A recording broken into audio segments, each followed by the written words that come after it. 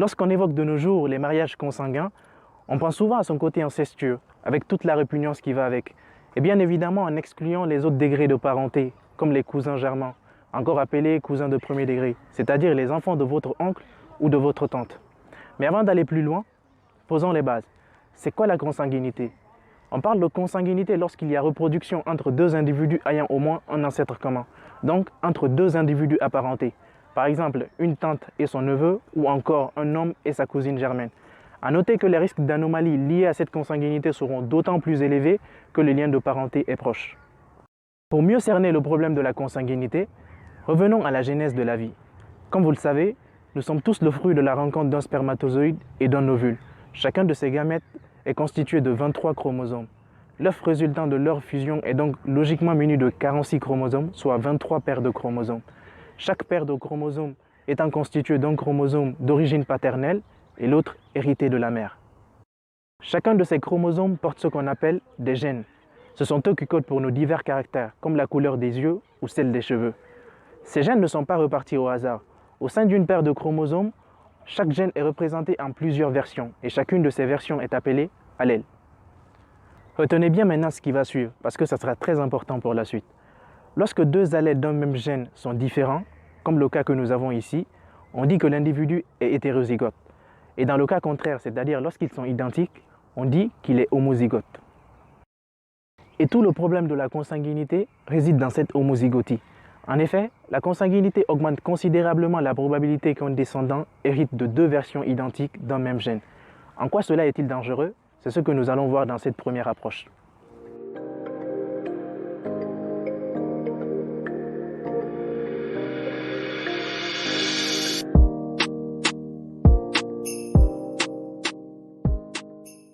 Comme je l'ai signalé il y a quelques secondes, la consanguinité augmente considérablement la probabilité d'homozygotie. Il est donc important de comprendre comment un gène homozygote peut nous être défavorable.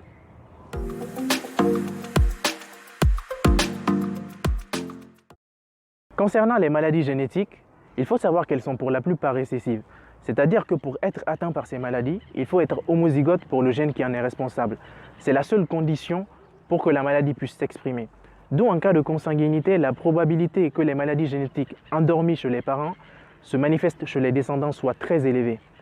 Et cela peut entraîner une réduction de la fertilité et dans le cas le plus extrême, une extinction de la lignée.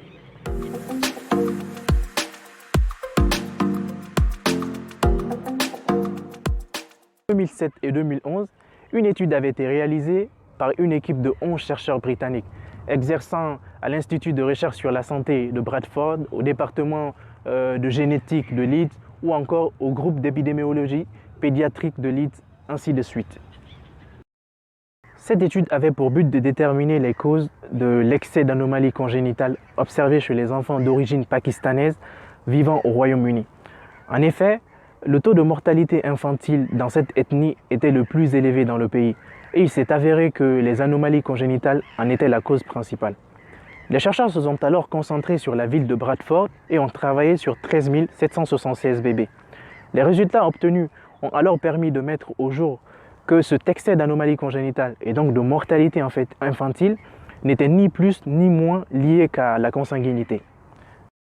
Ces résultats ont surtout permis de révéler que les risques d'anomalie par rapport à la normale étaient multipliés par 2 lorsque les enfants avaient des parents entretenant un lien cousin-cousine. Un cas de figure qu'on croyait alors un peu trop négligeable jusque-là. Il est donc important de réaliser des tests génétiques en cas d'union cousin-cousine. Avec ça, on arrive au moins à minimiser les risques.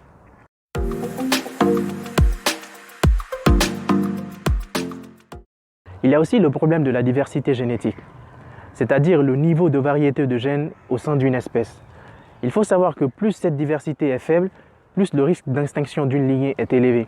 Cela s'explique par le fait qu'en cas de changement de conditions de vie, par exemple l'apparition d'une maladie, la probabilité qu'il existe des individus ayant les gènes adaptés pour pouvoir résister soit faible.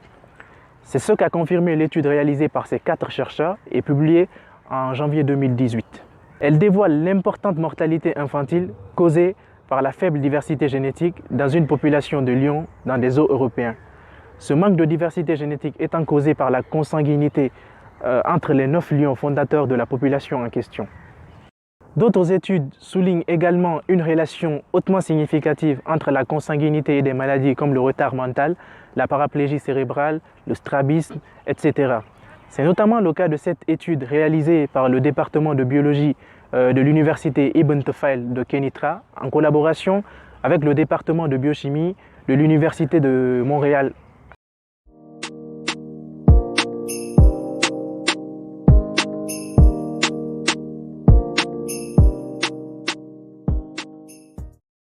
Si l'homozygotie est crainte pour accentuer les défauts chez l'homme, on s'en sert dans d'autres situations pour booster les qualités. C'est notamment le cas en élevage. Imaginez que vous possédiez un couple de chiens avec des caractéristiques convoitées et très rares, et que je vous demande comment feriez-vous pour perpétuer ces qualités. Je pense que vous me répondriez tous faire reproduire dans un premier temps le couple de chiens et dans un second temps les différents membres de la famille, c'est-à-dire le père et la fille, la mère et le fils, le frère et la sœur. Et ça, c'est de la consanguinité. On aura certes réussi à dupliquer les qualités désirées et obtenir des individus parfaits, mais comme évoqué plus haut, on aura aussi réussi à augmenter les risques d'anomalies. Dans la recherche également, lorsqu'on travaille sur des cobayes, un des paramètres à maîtriser est l'homogénéité des réactions. Pour y arriver, on travaille par exemple sur des lignées consanguines de souris obtenues par des croisements entre frères et sœurs. Le génome homozygote rendant tous les individus identiques et donc la lignée unique, ou comme on le dit dans le jargon, une lignée pure. J'espère que cette vidéo vous a plu. N'hésitez pas à la partager et à vous abonner à la page. À bientôt!